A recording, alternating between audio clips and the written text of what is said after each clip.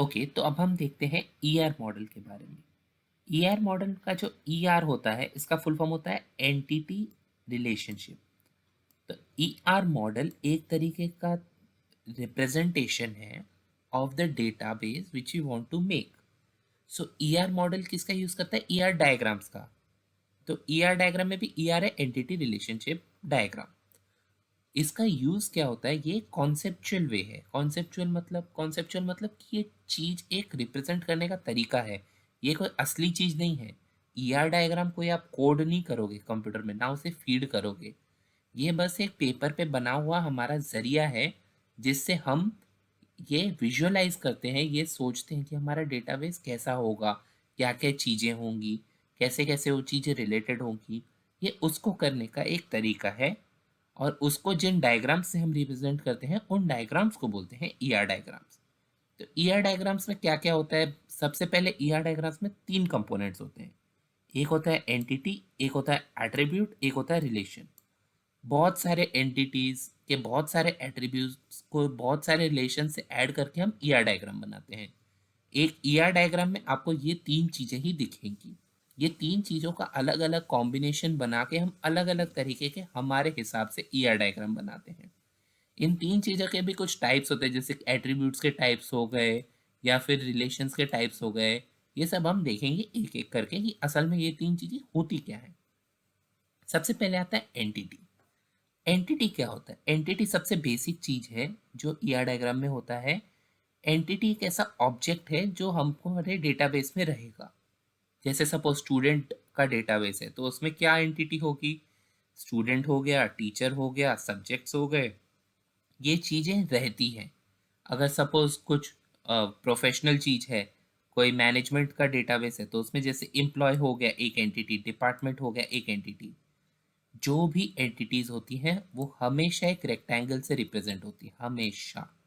Entity मतलब rectangle. अगर यह डायग्राम में आपको एक रेक्टेंगल दिख गया, इसका मतलब वो एक एंटिटी है। सेकेंड जो चीज है वो है एट्रीब्यूट।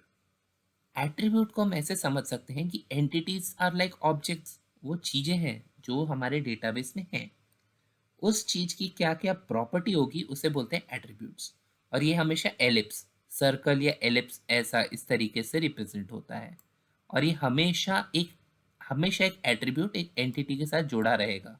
कभी भी आप सर्कल को अकेले नहीं देखेंगे, हमेशा एक रेक्टेंगल से कनेक्टेड होगा। तो अब प्रॉपर्टी कैसे? जैसे स्टूडेंट है, स्टूडेंट के पास क्या क्या हो सकता है? आईडी नंबर हो सकता है, तो वो उसकी एक एट्रीब्यूट हो गया। फ़ोन नंबर हो सकता है, वो उसका एक एट्रीब्यूट हो गया। ऐसी कुछ भी चीज़ अगर उसके पास course, name, date of birth उससे रिलेटेड है, तो वो उसका एक एट्रीब्यूट बन जाएगा। अब जैसे टीचर एंटिटी है, उसका क्या होगा? उनका आईडी, उनका नाम या उनका कोर्स जो लेते हैं। अगर बैंक अकाउंट एक एंटिटी है, तो अकाउंट नंबर, आईएफएससी कोड। ऐसे ही कोई भी ऑब्जेक्ट की जो भी प्रॉपर्टीज होती है, उनको हम बताते हैं एट्रीब्यूट की तरफ से। नेक्स्ट होता है रिलेशन। अब हम एंटिटीज तो अलग अलग बना लेंगे, एंटिटीज बन गई, उनके एट्रीब्यूट्स आ गए। अब वो ज्वाइन कैसे होंगे? कोई तो रीज़न चाहिए ना उनको ज्वाइन करने के लिए। जैसे एक स्कूल में एक टीचर है, एक स्टूडेंट है, वो आपस में इंडिपेंडेंट है, बट वो क्यों ज्वाइन होंगे? क्योंकि एक टीचर एक स्टूडेंट को पढ़ाता है। तो वो एक तरीके से एक रिलेशन हो गया इनका। हमेशा रिलेशनशिप को रोम्बस मतलब ऐसा डायमंड टाइप में रिप्रेजेंट करते हैं हमेशा। तो तीन चीजें हमने देख ली, एंटिटी, एट्रीब्यूट और रिलेशन।